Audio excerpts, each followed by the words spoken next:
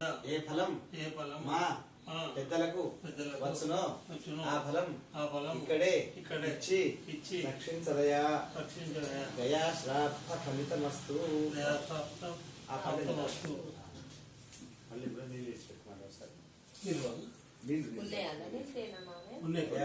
ఫలితమస్తు.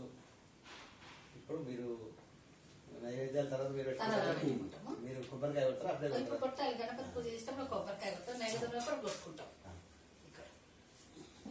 Glass తీసుకోండి, glass తీసుకో.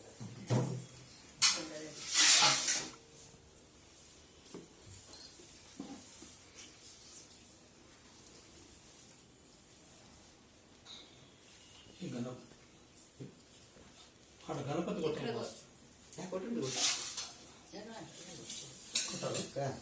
మహాకాయ కోటి సర్వకార్యేషు సర్వదా.